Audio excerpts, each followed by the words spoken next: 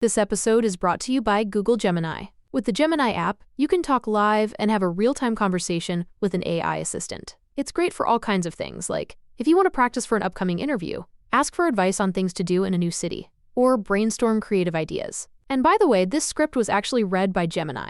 Download the Gemini app for iOS and Android today. Must be 18 plus to use Gemini Live. This episode is brought to you by AWS. Amazon Q Business is the generative AI assistant that can securely understand your business data, summarize results, and streamline tasks. Learn what Amazon Q Business can do for you at aws.com/learn more.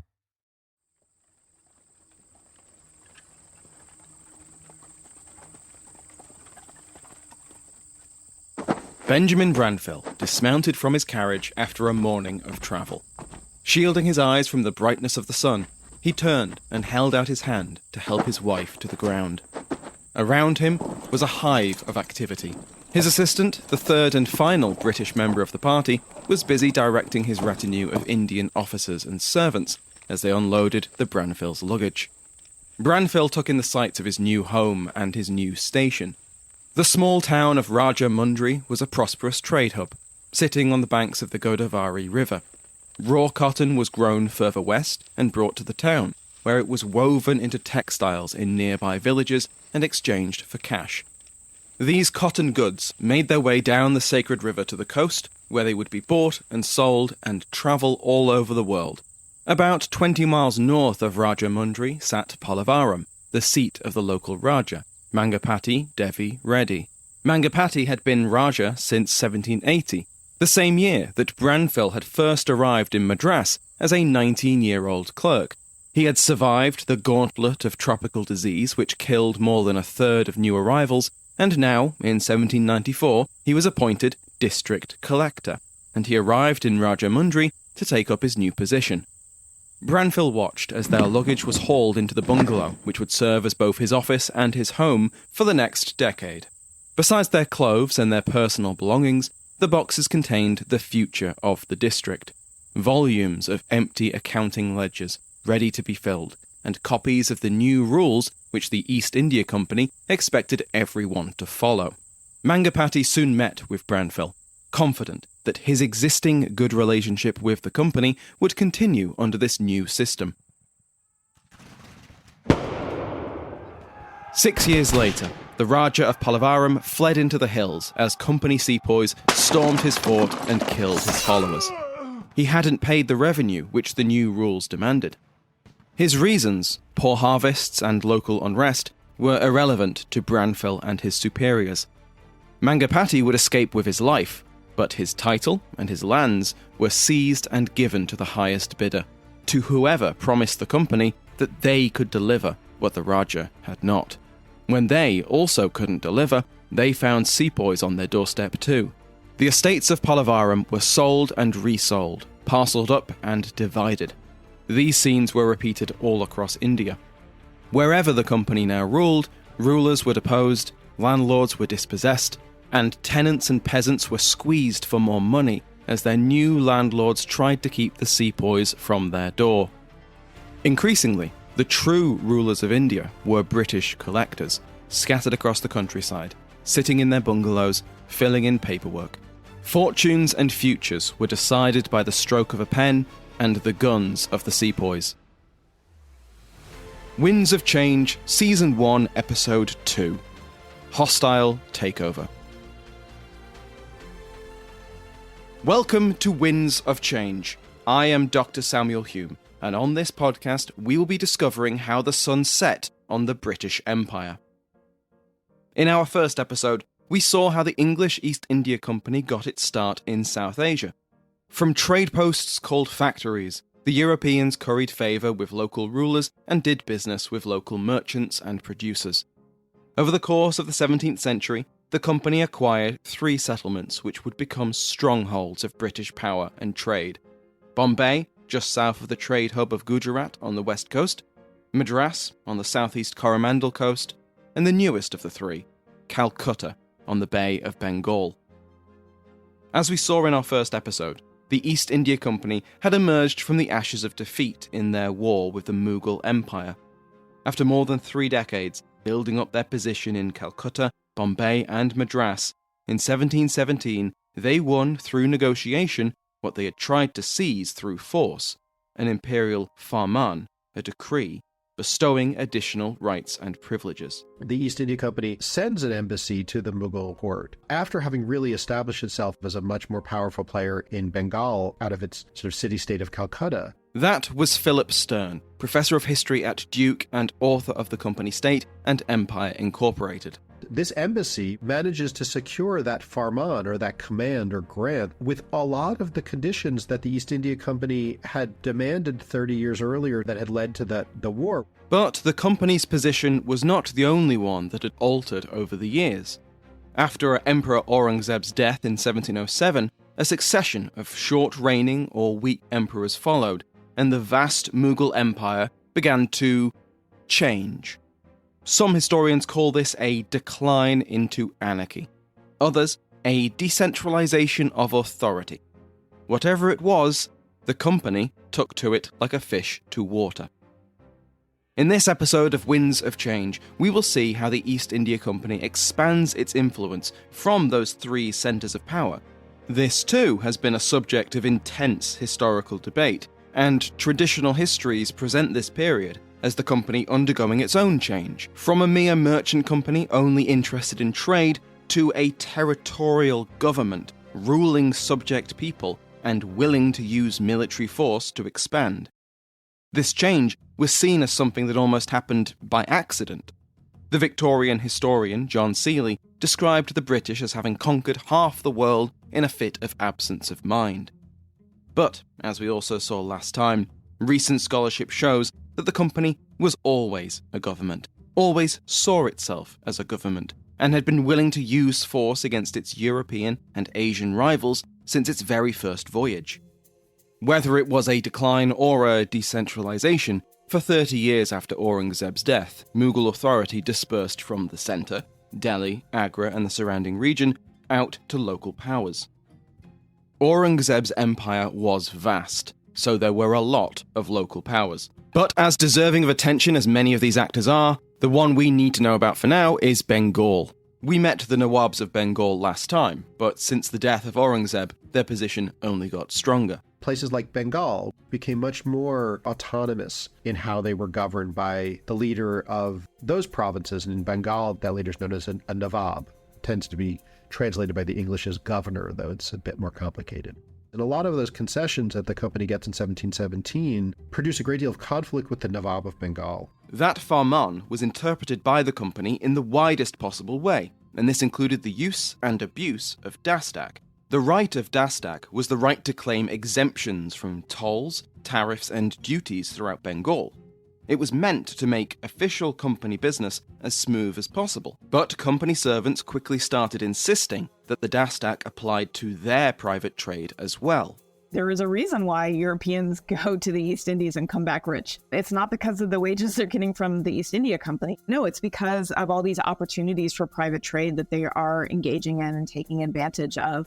That's Rupali Mishra, Associate Professor of History at Auburn University and author of A Business of State. The idea of going to the East Indies and coming back wealthy, that becomes even more central in experience, I suppose, for those who are able, either because they are able to bring out a certain amount of money of their own or to smuggle out a certain amount of money of their own. They're able to make potentially fortunes.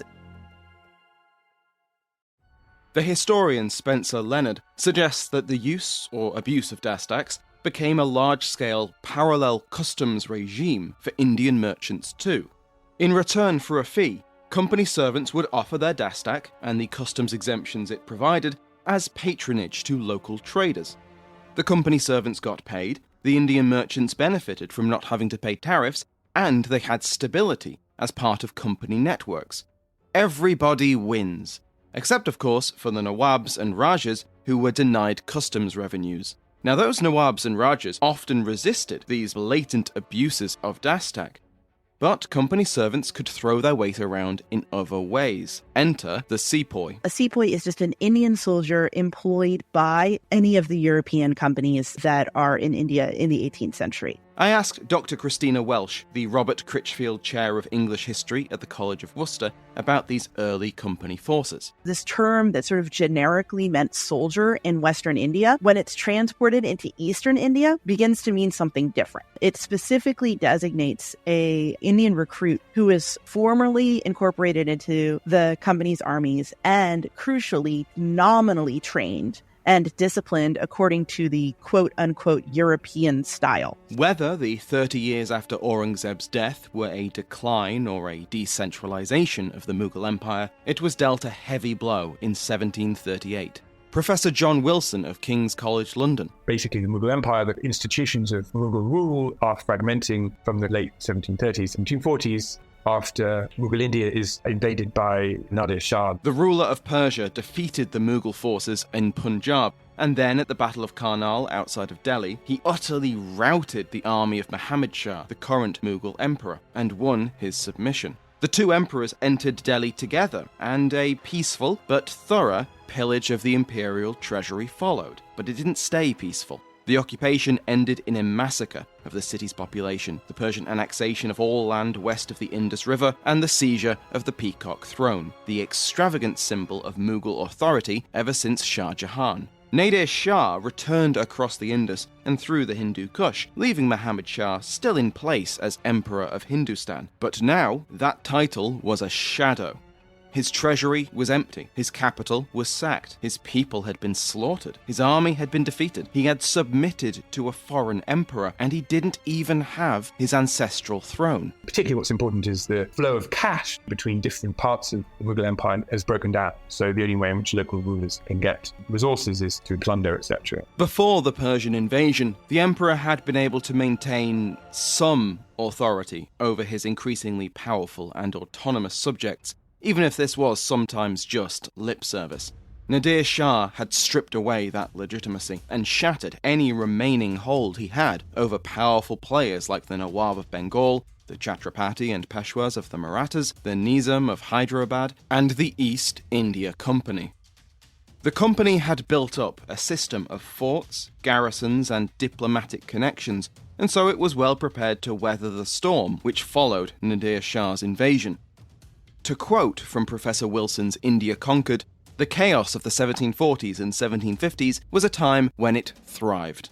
This era of Indian political upheaval coincided with events on the other side of the world.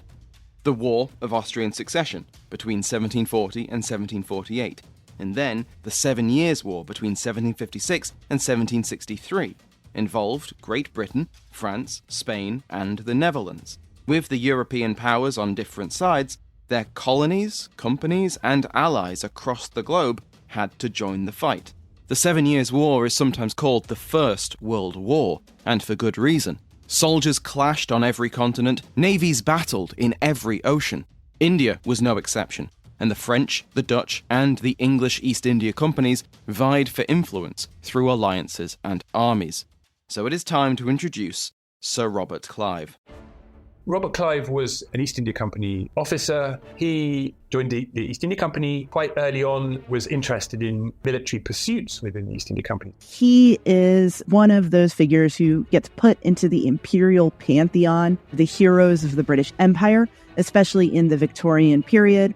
Clive is most famous for his actions in Bengal, but he actually got his start in the south of India, in the Carnatic Wars. He's famously from a middling background, doesn't have a lot of great political connections, which is why he ends up as first a civil agent, a writer in Madras in the 1740s. The first Carnatic War was fought for reasons of local Indian politics, which were, because of the presence of the French and British East India Companies, intertwined with the War of Austrian Succession on the other side of the globe.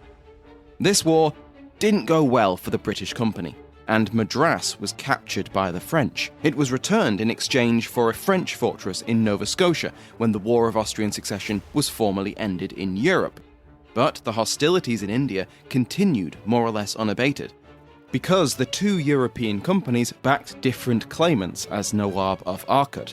So we have the Second Carnatic War, Obviously, the seizure of their main administrative capital becomes a crisis in Madras, and Madras scrambles desperately. This includes many of their civilian employees moving into military action. And Robert Clive gets a commission as an officer. One of his first actions was the defence of Cuddalore in 1748 against a French East India Company army.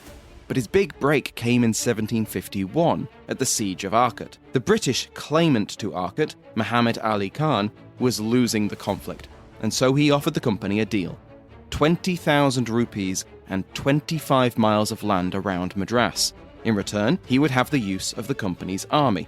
Who would command it? One Robert Clive. Clive led a force of only 210 soldiers in what was meant to be a raid on Arcot. But when they got there, they found it undefended. The French-backed Nawab, Chanda Sahib, was having serious trouble paying his own men, so they'd all gone home. Clive walked in, looked around, and raised two flags: the banner of the Mughal emperor and the flag of Muhammad Ali Khan. But then a combined French-Indian force of 2,000 men arrived and began bombarding Arcot.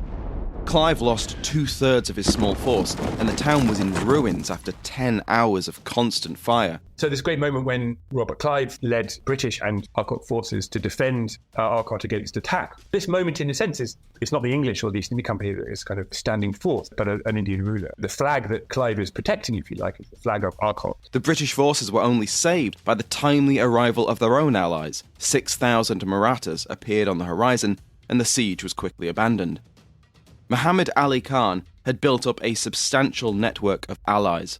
The Sultan of Mysore, the Maratha Peshwa, and other local rulers had either been won over to his side or wanted to see Chanda Sahib knocked down a peg. The company was just one part of this coalition. Clive was oblivious to any of this Indian politicking. So it's kind of paradox in that he's a figure who's not massively interested in kind of India and Indian politics and in what's going on, but nonetheless his career is all about being connected to Indian political conflict. So he writes back, after Arcot, saying to his dad and others, this is my moment. I've made my mark here.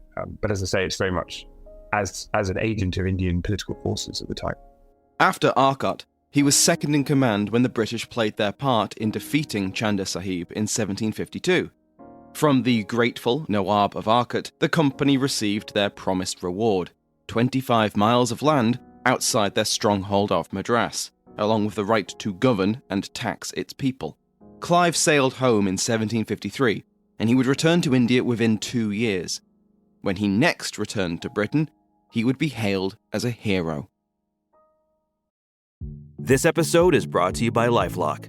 The holidays mean more travel, more shopping, more time online, and more personal info in places that could expose you to identity theft.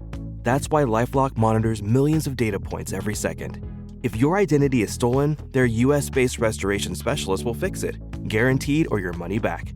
Get more holiday fun and less holiday worry with LifeLock. Save up to 40% your first year. Visit LifeLock.com/podcast. Terms apply. Is it time to reimagine your future? The right business skills may make a difference in your career. At Capella University, we offer a relevant education that's designed to focus on what you need to know in the business world. We'll teach professional skills to help you pursue your goals, like business management, strategic planning, and effective communication. And you can apply these skills right away. A different future is closer than you think with Capella University.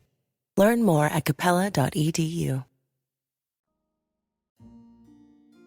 Clive was sent back to India in 1755. He helped the Marathas capture a series of coastal forts from the rebels, but he was resigned to a return to a fairly tedious life of a civil official at Fort St. David. But soon after he arrived at the fort, he heard some terrible news out of Bengal. Just as in the south, the company faced political uncertainty and war in the 1740s and early 1750s. The relationship between the company and the Nawabs of Bengal was steadily getting worse. Both the company and the Nawab complained that the other was infringing on their respective rights. The private trade of the company, shielded by the Dastak and the Farman, cut into the revenues of the Nawab.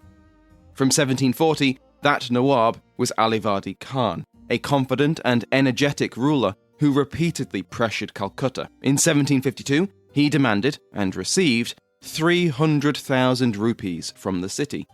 He viewed this as his right. The company saw it as an abuse of their vulnerability and a violation of their rights. The governors in Calcutta were always anxious about their defences, and new battlements were constructed on the city's walls.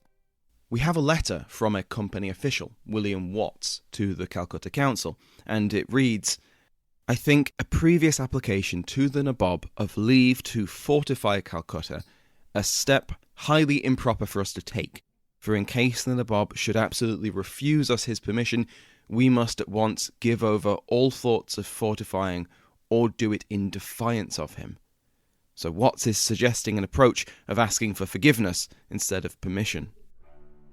The point of tension, well, there have been two things, one of which is the company wanting to kind of have a monopoly on trading in the area and wanted to exclude other European powers. And secondly, they wanted to fortify their settlement and build ever more strong forts in order to protect themselves from Indian and also other European powers. And those 2 points were contentious for local rulers throughout India, in that the idea of giving some kind of privileged position to one trader, one mercantile company, such as the East India Company, rather than the French, rather than other Indian traders, was anathema to Mughal ideas about how you govern properly. And there's also a kind of sense of needing to prevent the East India Company or any other organization from being able to challenge Mughal power. The company assured the Nawab that these were intended to protect the Europeans from other Europeans, the French and the Dutch. But Bengali officials were no fools. They knew full well that these defences would work just as well against the Nawab's forces. When Alivadi Khan died in 1756, he was succeeded by his grandson, Suraj-ud-Dowla. His succession is contested, and that's important. Within this sort of Mughal world, to become the ruler, when a previous ruler dies, you need to prove yourself through battle, through building political networks, and so forth. There isn't any kind of idea of primogeniture or any kind of idea of order of succession. You need to show that you can govern, show that you can actually win support in order to kind of be able to rule. And so in 1756, 1757, Suraj-ud-Dowla is still very much kind of trying to prove himself against rivals who are coming from different parts of Bengal. With succession often comes crisis. Alivadi Khan had maintained a relative stability in his realm, but with his death, this shattered. Suraj-ud-Dowla claimed his grandfather's title, but this did not grant him legitimacy, and he soon found that many of his nobles refused to obey his orders or pay their taxes. Worse, when he marched against them to enforce his authority, they would often run behind the walls of Calcutta, pleading with the British for asylum and bringing their fortunes with them. Just as on the Coromandel coast, the company was always willing to host the losers of India's political battles. The European forts became places where Indian political leaders could base themselves and protect themselves within moments of political turmoil. This was something that the new Nawab would not tolerate. Less than 2 months after becoming Nawab, Ud-Dowla sent an envoy to Calcutta. The envoy presented his master's demands. The company was to demolish Calcutta's fortifications, submit to him, and turn over the rebels they were sheltering. In reply, a British officer slapped the envoy in the face. The envoy returned to Murshidabad, the Nawab's capital city, and informed Suraj-ud-Dowla. "What honour is left to us when a few traders who have not yet learnt to wash their bottoms replied to the ruler's order by expelling his envoy?" The Nawab wrote to Khoja Wajid, an influential Armenian merchant in Hooghly. "I have 3 substantial motives for extirpating the English out of my country. 1, that they have built strong fortifications and dug a large ditch in the king's dominions, contrary to the established laws of the country. The 2nd is that they have abused the privilege of their dustuks by granting them to such as were no ways entitled to them, from which practices the king has suffered greatly in the revenue of his customs. The 3rd motive is that they give protection to such of the king's subjects as have by their behaviour made themselves liable to be called to an account. And instead of giving them up on demand, they allow such persons to shelter themselves within their bounds from the hands of justice." By the way, the king he's referring to is the Mughal emperor, but really he's talking about his subjects and his revenue. Suraj-ud-Dowla marched on Calcutta, and the fortifications failed. In June 1756, Calcutta was occupied, which leads us to the Black Hole of Calcutta. The Black Hole of Calcutta is, again, one of those stories that really fits into the triumphant narrative of British imperial history that gets solidified in the 19th century. The event is seen as so terrible that it becomes a justification for British Empire. It's a story of, I believe it's 123 people who died in Calcutta, in Bengal, in 1756. When the Nawab Siraj-ud-Dowlah seizes the city, he's said to have ordered the British into a tiny room where many of them suffocate over the course of the night. Much of the information that we have comes from a specific source, J.Z. Hallwell. He claims to be a survivor. There is a lot of debate about to what extent Hallwell can be trusted. And generally speaking, the consensus is that the story is exaggerated to the point that it's almost a misleading conception. This leads us to the return of Clive. The news of the capture of Calcutta shocked and outraged the company, and Clive was no exception. He was quickly put in charge of the company's expedition to Bengal, and Calcutta was retaken in January 1757. Once again, events in India were affected by news from Europe. The 7 Years' War had broken out, and Britain and France were on opposite sides. Worried that the Nawab would ally himself with the French company, Clive marched on the French factory of Chandanagar and destroyed it. The company quickly came to an agreement with the Nawab, which saw their position restored to what it had been before Calcutta was captured. But the British were still concerned by Siraj-ud-Dowlah. They saw him as a tyrant, abusing the company's rights and privileges. Besides that, he had already shown that he would take military action against the company if they opposed his authority. The company's position in Bengal could only be secured by removing Ud-Dowlah as Nawab. They also wished to avenge the humiliation the Nawab had inflicted by capturing Calcutta. This sense of the need to reassert itself against humiliation you have, and you can think of the individual psyche of everyone involved here. The people who feel the English presence has been dealt this blow and they personally need to kind of avenge something. That's the kind of language that Clive uses. So, a plan was hatched.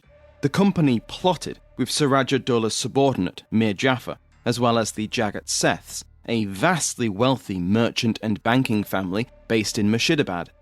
Both had grievances against the Nawab. Mir Jafar felt that he was being sidelined in favour of one of Ud-Dowlah's other officers, and the Jagat Seths had been forced to pay the Nawab an enormous tribute. For the next few months, the plotters plotted, and apparently they weren't being subtle about it. The French governor of Chandanagar, who was imprisoned in Calcutta, later recalled, "Never was a conspiracy conducted so publicly and with equal indiscretion on the part of the English and the Moors. Nothing else was talked about in all their settlements. And what will surprise you is that whilst every place echoed with the noise of it, the Nawab, who had a number of spies, was ignorant of everything." The plot culminated at the Battle of Plassey. G.B. Mallison writes that it's one of the 13 decisive battles of India. In fact, really, if we look at Plassey, it's less of a military endeavor than it is a political one. Robert Clive, with his army, which numbers about 3,000, including both European soldiers and sepoys from Madras, meet the forces of Siraj-ud-Dowlah at Plassey, which is a mango orchard near the Bengal capital. He's massively outnumbered by Siraj-ud-Dowlah's forces, which number in the tens of thousands, including an artillery corps that's manned mostly by French officers. But rather than seeing this as a kind of victory against odds, we have to see this as a diplomatic coup. Clive has successfully turned enough of Siraj-ud-Dowlah's officials and generals against him that when Siraj-ud-Dowlah orders them to engage in battle, most of them refuse. They don't turn against Siraj-ud-Dowlah, but they kind of stand on the sidelines. Siraj-ud-Dowlah has relatively few supporters who are actively willing to engage in the battle. His best loyal commander is killed fairly early on, and that further saps his ability to control his army. And by the end of the day, his army has broken. In the aftermath of Plassey, the pieces fell into place. Siraj-ud-Dowlah was murdered and Mir Jafar took his place as Nawab. In return for their assistance against Siraj-ud-Dowlah, Mir Jafar had promised his new friends a handsome reward indeed, a payment worth more than £1.2 million.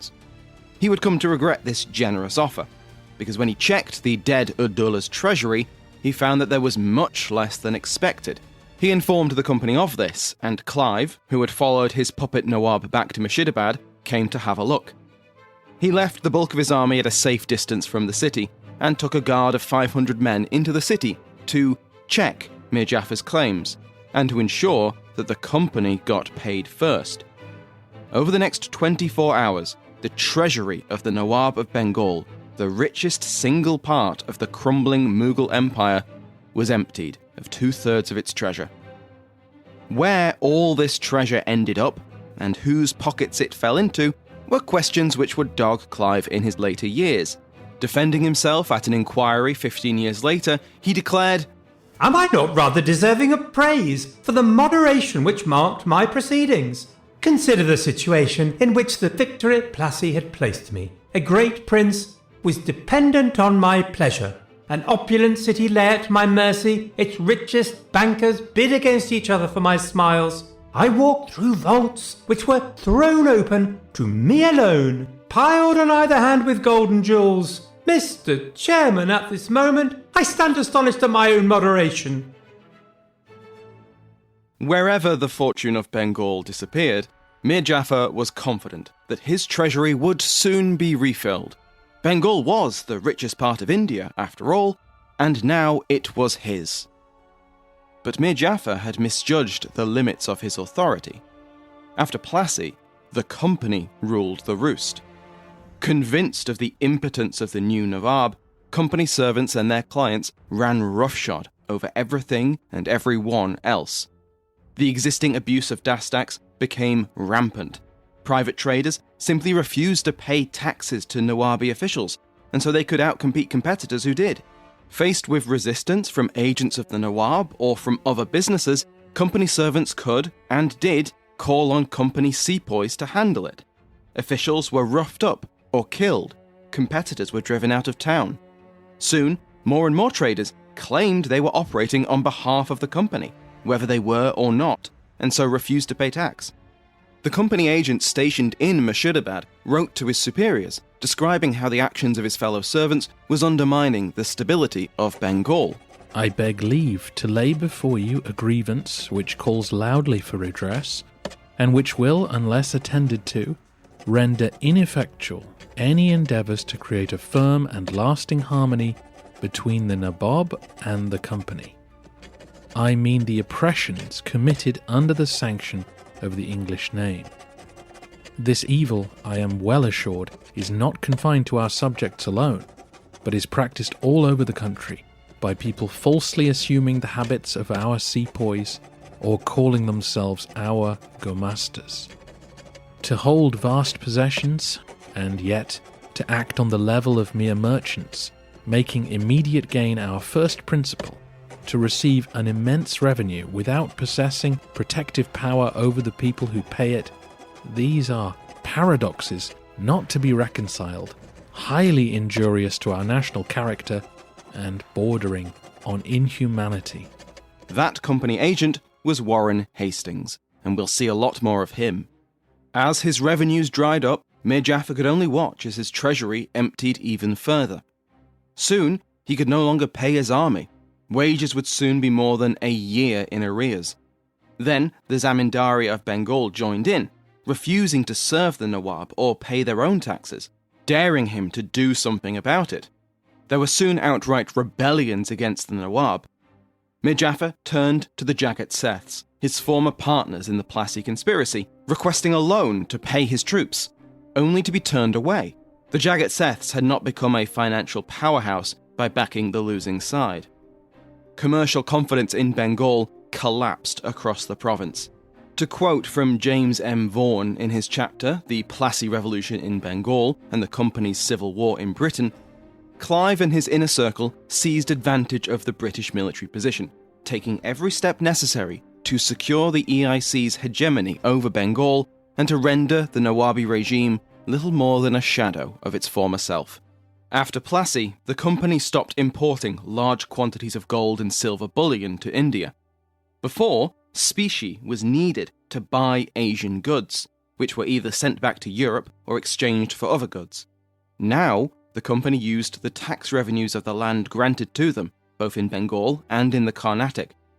Partly this was due to resistance from the board of directors in London to the increased costs of their growing territorial empire. Many of them hated the fact that they now had a growing territorial empire, trying and failing to limit company expansion to commerce. But as far as Clive was concerned, everything was going swimmingly.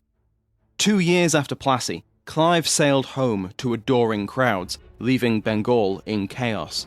He wrote ahead to the future Prime Minister William Pitt, urging the government to back his ambition for further territorial conquest. There will be little to no difficulty in obtaining the absolute possession of these rich kingdoms. I leave to you to judge whether an income yearly upwards of 2 million sterling, with the possession of 3 provinces abounding in the most valuable productions of nature and art, be an object deserving the public attention, and whether it be worth the nation's while to take the proper measures to secure such an acquisition which, under the management of so able and disinterested a minister, would prove a source of immense wealth to the kingdom. But despite Clive's words, Bengal was nowhere near as settled as he claimed. Back in India, Mir Jafar concluded that his rule would never be secure with the company holding so much power. So in 1660, he tried to form an alliance with the Dutch against the British, and was overthrown by his son-in-law, Mir Qasim, with the active support of the company.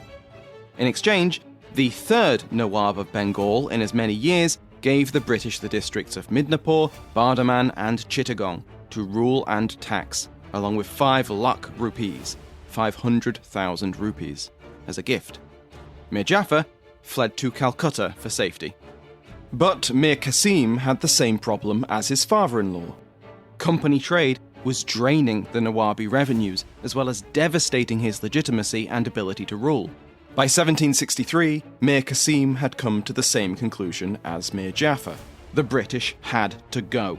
He formed a military alliance with the neighbouring Nawab of Awadh and the Mughal Emperor, Shah Alam II. He would defeat the company on the field of battle. He marched on Patna, capturing the town and executing 56 soldiers from its garrison.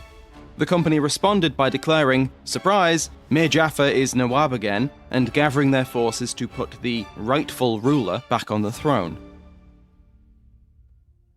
The Battle of Buxar takes place in December 1764. It pits the forces of the East India Company against the forces of 2 very powerful regional figures, the Nawab of Awadh and the Nawab of Bengal, as well as the Mughal Emperor at Delhi. Ultimately, though, they are unsuccessful. They meet decisive defeat. In the subsequent Treaty of Allahabad, the company is able to force the emperor at Delhi to confirm the Diwani, which is the grant to govern and administer the territory of Bengal. The company officially gains administrative control directly over Bengal rather than through a kind of political intermediary. The grant is a coercive treaty. The treaty also includes language that the East India Company will maintain troops in Delhi, quote unquote, for the protection of the emperor in Delhi. And so we can see how this military force is being used to kind of dictate these political terms. This will be not the first territory that the company has gained in India, but it will far outstrip any other territory they have in terms of scale and in terms of just the sheer amount of revenue that they can collect and extract from Bengal. And so starting in 1765, you see the emergence of a much more expansive and intensive colonial state within Bengal. By 1765, the East India Company had emerged victorious from 2 decades of war. In the south of India, the Carnatic Wars had ended with their European rivals, the French company, effectively sidelined, limited to Pondicherry and small outposts. In 1759, the company had gained even more land. In return for the company's assistance against a French-backed rival, the Nizam of Hyderabad granted the British 30,000 miles of territory. This was incredibly productive land, and it cemented the relationship between Hyderabad and the British. Despite entering the British orbit so early in the company's expansion, Hyderabad would avoid the fate of other allies, clients, and puppets, and it would remain autonomous until a newly independent India annexed it in 1948. In Bengal, Orissa, and Bihar, Buxar and the Treaty of Allahabad solidified the company's control over the richest provinces of India. For the next century, they would continuously expand until almost the whole region answered, one way or another, to the East India Company. I asked Dr. Welsh how the company expanded from these footholds.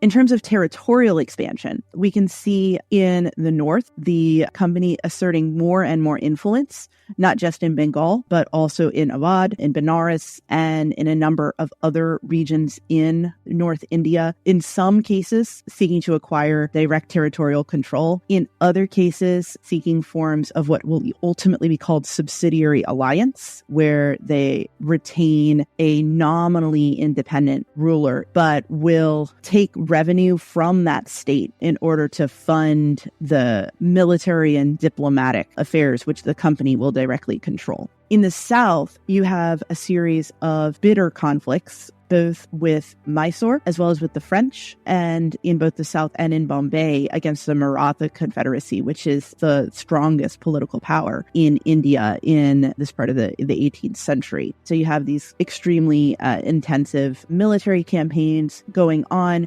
not all of which end in victory for the company. The company suffers substantial defeats in some of these wars, but with the additional resources from Bengal, as well as from the British Empire as a whole, is able to recover from those defeats. By the time you get to the 1790s, you really see the company able to outspend and out-equip the rival armies that it's fighting. In the South, by the time that you get to the beginning of the 19th century, the company will declare that it has paramountcy, military domination. Again, with a lot of places of indirect rule through subsidiary alliance, through having puppet rulers installed in various states.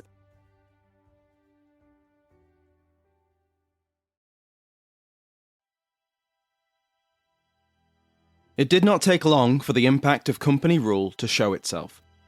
The disruption of the previous decade, the military campaigns, the overthrow of one Nawab after another, the rapaciousness of company servants and their patrons devastated the economy of Bengal. Combined with poor harvests in 1768 and 1769, what followed was the first major famine in British India and one of the most devastating. The Bengal famine was a fairly kind of devastating event that particularly affected the kind of north and west of Bengal, so the kind of drier parts of the region. I asked Benjamin Siegel, Associate Professor of History at Boston University and author of Hungry Nation, why famine struck Bengal in the 1770s. There's a long history of major famines in India. They predate colonial rule, but they really accelerate throughout the course of the late 18th and the 19th century. The British Empire in South Asia is consolidated, takes on a formal quality by the 1750s, 1760s, and then in 1770, there is a major famine in Bengal, not to be confused with the later one. This one is often referred to as the Great Bengal Famine. It's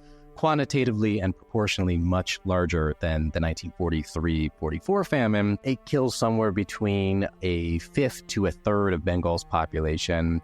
There's some debate over its causes, but at least some part of it comes from a change in agricultural policies and a change in taxation in Bengal at the onset of British rule. I asked Professor Wilson the same question. I think it's kind of to do with the shock, really, that the East India Company's arrival, its plunder or its effort to kind of really grab hold of commercial routes, networks, commodities in a fairly unsophisticated way, and the effect that that has in disrupting the mercantile economy of Bengal, which is what allowed people to eat. I mean, most people are not subsistence farmers. Most people are cultivating rice that then is sold and is part of trading networks. The way in which the company governs in a chaotic way, in this sort of anarchic way, being interested in the very short term, in never being quite clear about what the long-term sources of prosperity are. That shock, if you like, disrupts supply chains. Nobody's quite sure about what happens when any commodity will go onto the market. And so lots of people just sit on their goods, sit on their rice. it doesn't move. As a consequence, people starve. In regions that would have ordinarily probably would have imported rice from the south and the east, which is much more fertile. In the northern and western regions, where people would have relied upon rice coming in through kind of trading routes, that's where people starve. The company may not have set out to cause a famine, but the short-termism of their rule and the instability of the previous decade shattered the commercial supply chains which might have offset the poor harvests. To make matters worse, there was an ideological or cultural gap between what the company believed its responsibilities were and what its new subjects expected from their rulers. So you get these kind of awful scenes of thousands and thousands of people arriving to urban centres, to the company's bases, factories, etc., who are the de facto rulers, and people know that, saying that give us food. And so the other kind of thing is that Indian rulers see it as an obligation, and it's a kind of like a politically and economically necessary obligation in times of hardship to feed the population. And that's something the company doesn't get. They don't understand that in order to actually have a labour force, you need to provide welfare. The company doesn't feed the population in the way in which an Indian ruler would have done, providing mass canteens, maybe providing work, like deciding all of a sudden to build a palace and providing work for people. So it's a kind of double whammy in the sense that supply chains have been disrupted, so there's a famine caused by a lack of mercantile links breaking down, and then the support that normally would have been there in a period of famine doesn't exist. In a famous report printed in a London newspaper, a company officer found his house surrounded by dozens of dead and hundreds of dying peasants. They had come to him because he and the company he served were meant to help. They were in charge. They received tax and labour and obedience. In return, they were meant to offer protection and assistance in times like this. Instead, the officer sent his own servant out to tell them to leave. We're talking here about, in some sense, about the British assertion of sovereignty, but what the British do during the famine is deny that they have sovereignty. They refuse to take responsibility. They say, well, it's not our problem. The company saw its responsibility not to the people it now ruled, but to its soldiers, its servants, and its shareholders. When their garrisons threatened to desert unless they were fed, the company sent them to seize the grain stores of Indian merchants. The 1770s Bengal famine is not the last famine we'll see in this season of Winds of Change. It's not even the last famine in Bengal. It's a hint in some ways, a very tragic, colossally tragic hint at a pattern that will continue throughout the 19th century. Back in Britain, as that newspaper report might suggest, many people were horrified by reports of the famine, and critics of the company only got louder. In 1772, the company faced a financial crisis that almost destroyed it. There was a run on the banks, the share prices plummeted, and the company directors had to approach the government for a bailout of £1.4 million. This was granted, but in return for a regulating act. The East India Company would now be under much greater scrutiny, with a new Governor-General appointed by Parliament to oversee the three presidencies of Madras, Bombay and Calcutta. They picked Warren Hastings. But it's time to finish off Clive. His popularity had plummeted, just as the company's had. He had boasted of the windfall which his victories in India would bring both the company and the country. When these didn't materialise and people started suggesting that the wealth of Bengal was disappearing into company pockets, Clive was the focus of that accusation. That was why he was brought before that committee earlier. In 1774, Robert Clive died in London at the age of 49. Exactly how he died is debated. Soon after his death became known, rumours swirled that he had taken his own life, driven by guilt and shame, either by accidentally overdosing on laudanum, deliberately overdosing, or, as William Dalrymple describes, cutting his own throat with a letter opener. Parliamentary historian David Pryor argues against the suicide theory, pointing out that a suicide would have required an inquest. Clive's family and friends would have to cover it up, which he believes is too much to accept. Robert Clive had bought himself a title, a barony in Ireland, which he renamed to Plassey to honour his victory. But after his death, the press granted him another title, Lord Vulture. Hastings was Governor-General of the East India Company for 12 years, from 1773 to 1785. He was a reformer and an Indophile. Where other company servants disliked Indian customs, Hastings embraced them with enthusiasm, learning to read, write and speak Urdu, Bangla and Persian. He formally moved the centre of Bengal's government from Murshidabad to Calcutta, dispensing with the polite fiction that the Nawab was now anything other than a company client. He built granaries to try and avoid another famine, he codified Muslim and Hindu laws, and made a number of financial reforms to try and rein in the private traders and their destabilizing effects. His rule was not altogether wholesome, though. Under his government, the company waged several wars to expand their territory. He viewed himself as a benevolent despot who had to govern Indians with an iron fist for their own benefit, and he believed that this was the traditional Mughal form of government. His earlier complaint about the abuses which followed Plassey concluded with a positive, but very patronizing, view of Indians. Our Indian subjects are as exempt from the worst propensities of human nature as any people upon the face of the earth. Ourselves not exempted. They are gentle, benevolent, more susceptible to gratitude for kindness shown them than prompt to vengeance for wrongs sustained, abhorrent of bloodshed, faithful and affectionate in service, and submissive in legal authority. He also faced difficulties from within his own government.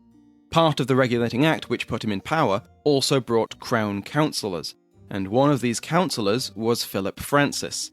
The two men despised each other. I do not trust his promise of candour, convinced that he is incapable of it, and that his sole purpose and wish is to embarrass and defeat every measure which I may undertake. Such has been the tendency, and such the manifest spirit of all his actions from the beginning. I judge of his public conduct by my experience of his private, which I have found to be void of truth and honour. This is a severe charge, but temperately and deliberately made from the firm persuasion that I owe this justice to the public, and to myself as the only redress to both of artifices of which I have been a victim, and which threaten to involve their interests with disgrace and ruin. The only redress for a fraud for which the law had made no provisions is the exposure of it. This public complaint led to a duel, but both men were bookworms who fully believed that the pen was mightier than the sword, or the pistol. They didn't know what they were doing, and it was a bit of a farce. But it ended with Francis getting shot. He staggered immediately. His face expressed a sensation of being struck, and his limbs shortly but gradually went under him, and he fell, saying, but not loudly, "I am dead." He wasn't dead. It was a flesh wound. Although Hastings might have wished he was. Francis continued to write home, criticising everything that Hastings did, and building a case that the Governor-General was a tyrant. So when Hastings resigned in 1785, he returned to Britain to face the scathing political and legal attack of Sir Edmund Burke. Burke's impeachment of Hastings is one of those events that gets political and constitutional historians very excited. It raised questions about the future of the British Empire, what form it would take, how it would be governed, how justice would be carried out, and what sovereignty really meant. Entire books have been written about it, which, considering the proceedings lasted for 7 years, isn't a surprise. The House of Commons formally impeached Warren Hastings, and in 1788, the case went before the House of Lords. Here, Sir Edmund Burke opened with the following lines. "We know them, we reckon, we rest upon them, and commit safely the interests of India and of humanity into your hands. Therefore it is with confidence that, ordered by the Commons, I impeach Warren Hastings, Esquire, of high crimes and misdemeanours. I impeach him in the name of the Commons of Great Britain in Parliament assembled, whose parliamentary trust he has betrayed. I impeach him in the name of all the Commons of Great Britain, whose national character he has dishonoured. I impeach him in the name of the people of India, whose laws, rights, and liberties he has subverted, whose properties he has destroyed, whose country he has laid waste and desolate. I impeach him in the name and by virtue of those eternal laws of justice which he has violated.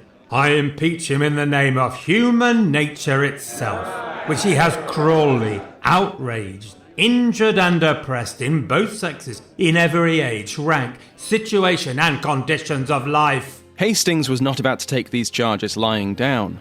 The Hindus, who never incorporated with their conquerors, were kept in order only by the strong hand of power. The constant necessity of similar exertions would increase at once their energy and extent, so that rebellion itself is the parent and promoter of despotism.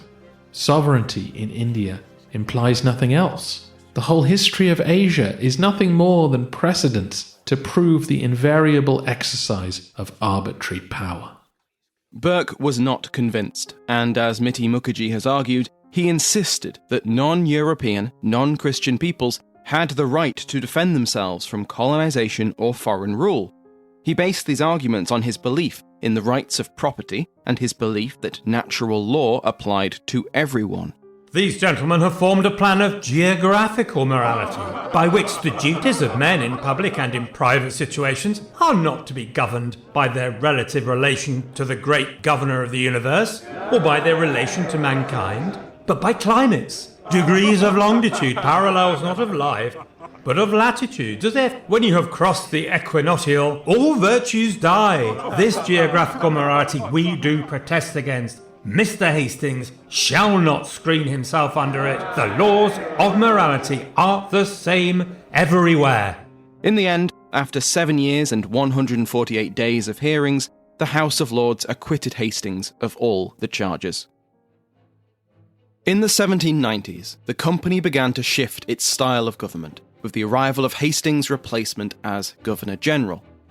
Where before the company had governed and collected taxes from a distance, with most of their servants headquartered in Madras, Bombay and Calcutta, now they began to spread out into the company's territory.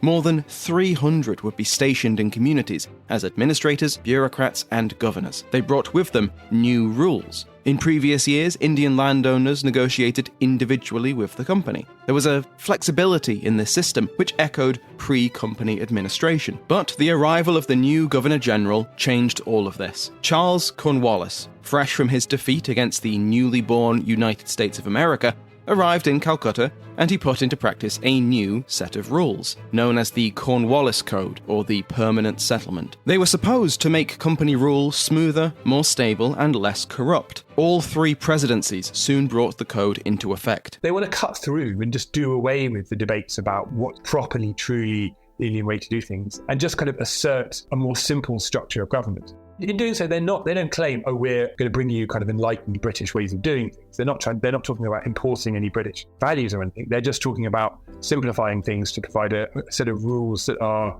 clear. Who should possess what? And one key element here, obviously, is the kind of permanent settlement, which is it's a settlement in which the landholders who happen to be possessing land at that particular moment in time are just declared to be owners subject to possess that land in perpetuity, as long as they continue to pay revenue, as long as they continue to pay a fixed amount of land revenue, set based upon what's paid before. And it's a fairly random, arbitrary thing, but it's just like, look, we don't want to be doing with all these kind of investigating and all these record keeping. We don't want to have to rely upon Indian record keepers whose languages we don't properly understand anyway. There's an anxious fear of being manipulated. So if we just fix things, declare things, make things rigid, have a relatively simple set of rules, then we're going to be able to govern in a more stable way. And part of that is actually the company relies upon debt. It needs credit. It needs to borrow money, and establishing some kind of fixed property structure enables it to then say, well, we can borrow money. So that kind of move financially, fiscally works to begin with. The vignette which opened today's episode was the case of Mangapati, the Raja of Pallavaram and a long-standing friend of the company. Benjamin Branfill, a company servant, arrived with the new rules, but because of local politics and poor weather, Mangapati had been unable to collect his full revenue from his tenants. So, as he had in the previous system, he requested a postponement on the collection. Branfill sent this request on in consideration of Mangapati's loyalty to the company, but he was told that no postponements were to be given. The rules were the rules. Mangapati had to pay every rupee. So Branfill changed tack. He suggested that his superiors send him an army, and he would depose Mangapati from his position and replace him with a more cooperative Raja. But Mangapati was no fool, and when Branfill threatened to, quote, exterminate him and his adherents wherever they take refuge, he was ready.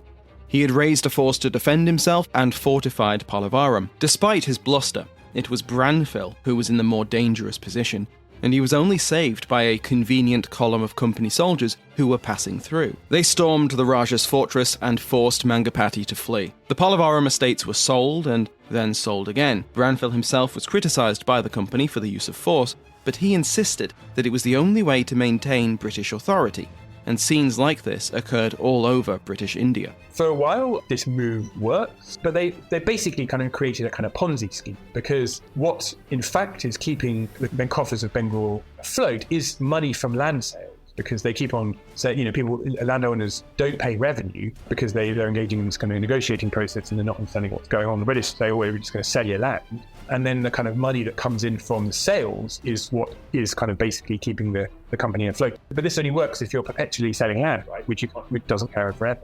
By the kind of 1810s and 1820s, in financial terms, the company is really sinking quite badly. In the century after the Battle of Plassey, the East India Company expanded its rule through diplomacy and war. Some of these wars lasted generations. The Anglo-Mysore Wars, which lasted 30 years, or the Anglo-Maratha Wars, which lasted more than 40. The company also assumed direct rule in more surgical ways. Local rulers could be removed by palace coup, or just the threat of war, and their lands incorporated into the corporation. If a state faced a succession crisis or a regency, the company might swoop in and annex it outright. Other Indian rulers maintained their positions throughout the century through careful diplomacy with the Europeans as the company's vassals and clients. But a century after Plassey, mutual suspicion between the British company and their Indian sepoy soldiers erupted into a mutiny, and not for the first time. What was unique in 1857 was the scale and the scope of the mutiny rather than the fact that there was a mutiny.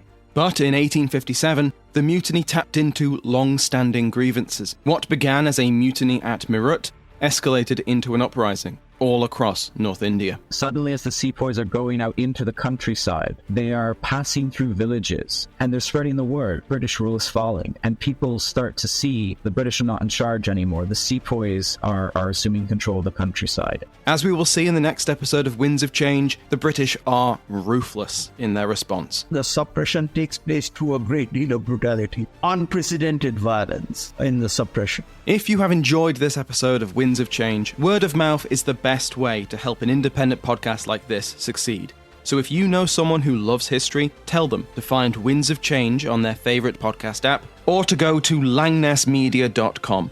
Thank you to our guests, Rupali Mishra, John Wilson, Philip Stern, Benjamin Siegel, and Christina Welsh. You can find the full details of our guests and their published work in the episode show notes. Featuring the talented voice work of Robin Pearson of the History of Byzantium podcast as Warren Hastings, and David Crowther of the History of England podcast as Robert Clive and other voices. All research, writing and production by me, Samuel Hume. Thank you once again to my guests and speakers, and of course, thank you for listening.